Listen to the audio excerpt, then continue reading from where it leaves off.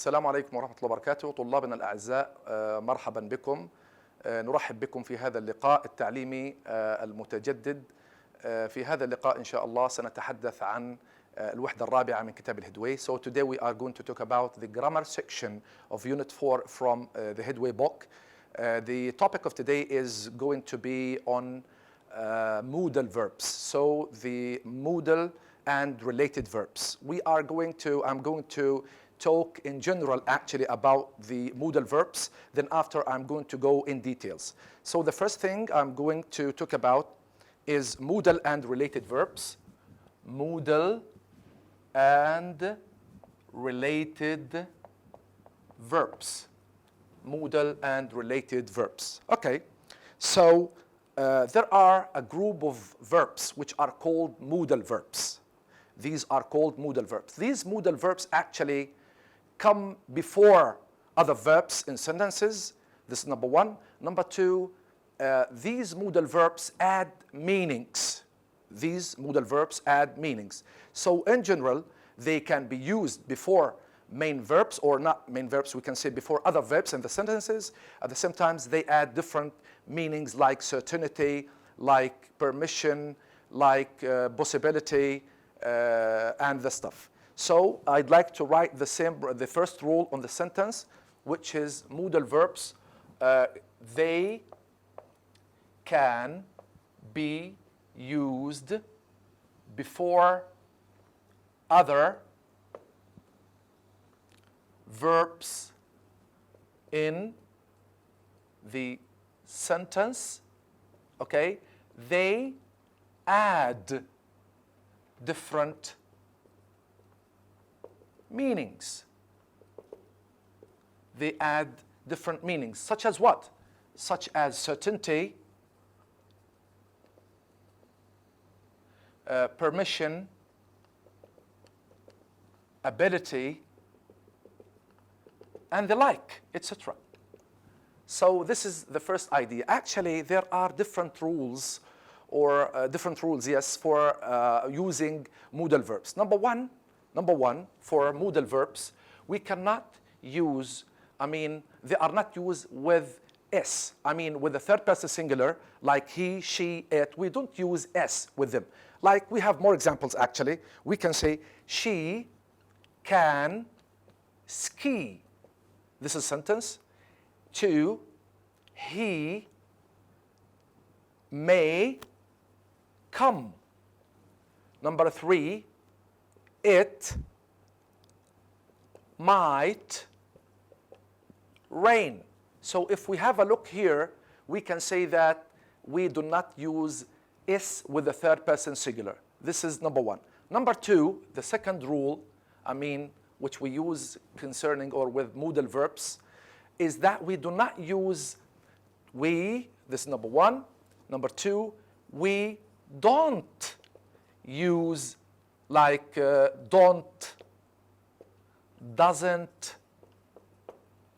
do, does, okay, in the negative and in the question. So we cannot say, for example, I don't can. No, we can say I can't. So we don't use don't, doesn't, do, does. I can't swim. One.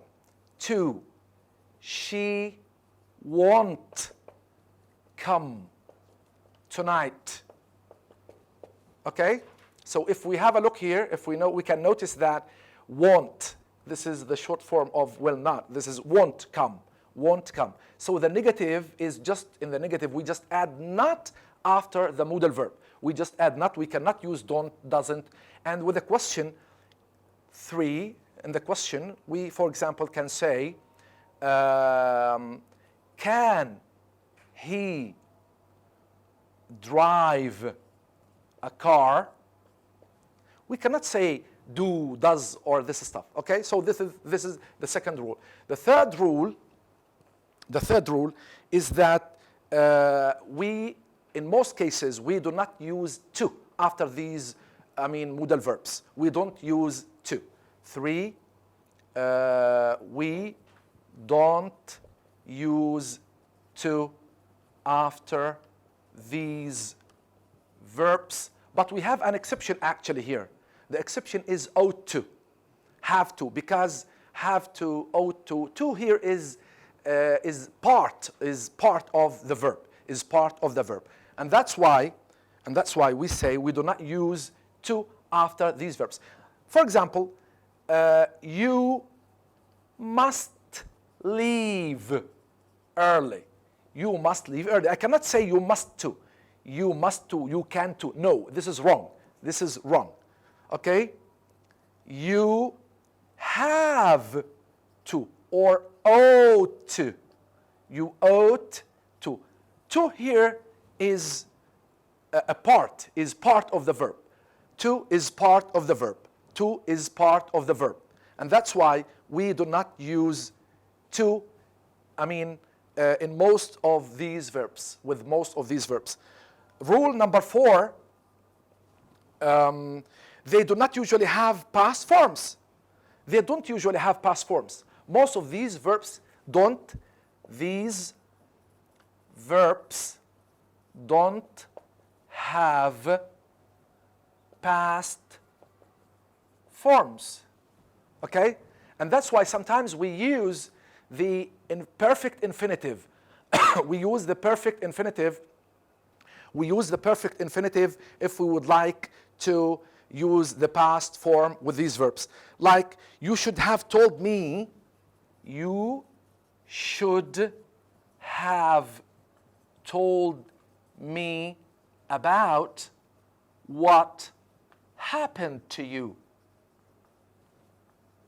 About what happened to you. So should have plus past participle. This is the infinitive. This is the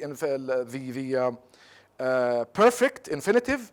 This is used to talk about the past with these verbs, modal verbs. Okay? So these are important rules actually concerning modal and related verbs. Let's go in details actually. This is a general idea actually, a general idea about modal verbs. Now, if we would like to talk in details concerning these verbs, first of all, I'm going to talk about have to. Have to. Okay? So have to. What about the form? What about the form of have to? What about the form of have to? Have to, have, has, to, plus infinitive. Plus infinitive. Okay, so have to, has to, plus infinitive. This is the form. In the past, we use had to. We use had to. So this is an exception also. This is an exception to the rule. This is an exception to the rule. Have to, the past is had to. The past is had to. Have, has to, plus infinitive. Had to is the past form of have to. We have more examples actually concerning this.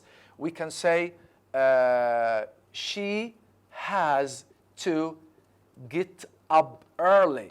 She has to get up early. They have to work hard. Okay? So if we notice here, this is the subject, she, the verb has to, this is the modal verb. What comes after have to or has to is the infinitive without, s, without ing, because these verbs or the verbs that follow modal verbs cannot be used in the ing form, cannot be used with s and this stuff. And that's why they have to work hard. They have to work hard. This is infinitive, bare infinitive. We say it is bare infinitive. This is the bare infinitive, bare infinitive. So she has to get up early. They have to work hard. I have to, for example, I have to do my homework early and the stuff. Okay? Next point is the use. Let's have a look on the use actually. The use. We use have to talk about a general obligation. We use have to talk about a general obligation. So we use have to express a general obligation, a general obligation. So let's have an example. We have to work hard if we want to succeed. We have to work hard if we want to succeed. Okay, we have to work hard if we want to succeed. So this is an obligation. This is a general obligation. This is a general obligation. By the way, this obligation is based on, an authority of another person. It is based on an authority of another person. Sometimes it is said that it is based on an external rule, on a law or something like that. So we have to work hard if we want to succeed. Okay. Have to has all verb forms. Have to, yes. This is number one. We have more examples actually. We have more examples. Okay. So the other idea is that have to has all verb forms. Have to has all other verb forms. That's to say we can use have to in the present, we use it in the future, we use it in the past, so we use it in the continuous form, so it can be used in different tenses. It can be used in different tenses. Let's have an example. I had to work hard. I had to go home on foot yesterday. I had to go home. I had to. This is the subject. Had to is the modal verb. Go. So this is in the past form. This is past. This is past. This is past. I had to go home. I had to go home on foot yesterday. Future. You will have to study hard for your, or if you would like to succeed. If you would like to succeed.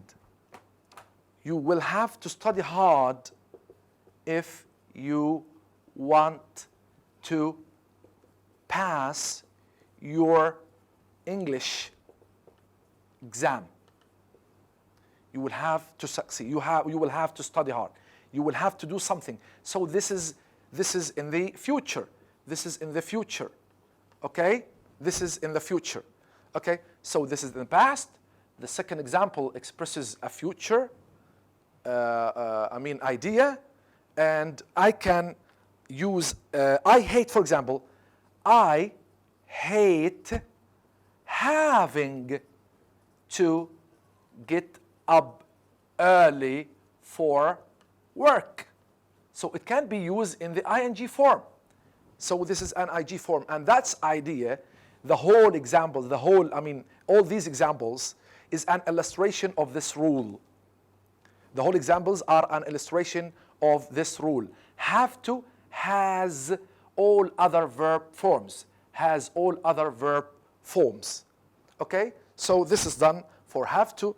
What about the negative? What about the question? For example, so let's talk about the negative form of have to. Have to. The negative is don't have to. Don't have to. Okay, is don't have to, and this is it expresses the absence of obligation. Don't have to expresses the absence of obligation. We don't have obligation. I'm more concerned here actually with the form, and I'm going to talk about the meaning later on when we talk about have to and must and don't have to and mustn't. Okay, so have to, the negative is don't have to. So we don't have to get up early on Fridays. It is not necessary. It is not necessary. It is not necessary. We are not obliged. There is no obligation. So it expresses the absence of obligation. So have to, don't have to. And if this is for the negative form, negative. For the question for the question, it is do. Do you have to go? Do you have to? For example, wear a mask when you go into the factory. Okay, so the question is, do you have to wear a mask when you go into the factory? Do you have to? So this is the question, and I think it's clear cut. It's a clear cut. Okay, so the other idea now, let's talk about have got to. Have got to. What's the difference between have to and have got to? Have to and have got to. So this is have to, and we have got to. Have got to actually is informal. It is less informal. It is informal, and that's why it is used more in a spoken context. It is used in informal language. It is used in informal language or informal context. So have to, have got to. It is even used in a spoken language. It is more used in a spoken language, in the spoken language. So let's talk about have got to. The idea is that we can use them, interchangeably. Sometimes we can use them interchangeably. So have to and have got to. In the question, it's cut clear for have to. But for have got to, we cannot say do, does, doesn't, or this stuff. We just use have. And that's why we say she has got to leave early. She has got to leave early. As for the question, we use has at the beginning. We put it at the beginning, and that's why it is has she got to leave early? Has he or she got to leave early? This is the question. Yes, she has, or no. For this one, do you have to wear a mask? Yes, I do. No, I don't. I say yes, I do, or no, I don't. This is the answer, because here we ask with do. Do you have to wear a mask? Yes, I do. No, I don't. Here, has she, for example, has she got to leave early? Yes, she has, or no, she hasn't. No, she hasn't. Yes, and that's why the negative and the question forms are different from, in the case of have to and have got to. So in general, we can say that have got to is more common in British English. It is even more common in a spoken language, and that's why you can use it, informally. You can use it informally. Okay? Okay. This is for have got to. Let's go to have to and must. Have to and must. Have to and must. Actually, sometimes we can use have to and must interchangeably. We can say, for example, we can say, I must be home by midnight.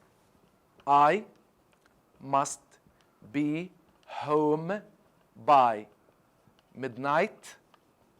Or, I have to. I have to be home by midnight.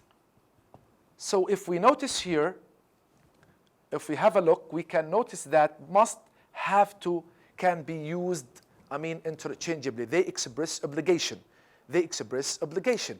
But is there going to be any difference? Is there any difference between the two in terms of the meaning? Yes, there is a difference actually. There is a difference in meaning concerning obligation. Concerning obligation. Okay? Must must can be used to express an obligation, yes, but at the same time it expresses the obligation from the point of view of the speaker. It talks about the wishes, it talks about the feelings of the speaker. Okay? However, this is must. However, have to talks about an obligation which is based on a law, which is based on a rule, which is based on an authority of another person.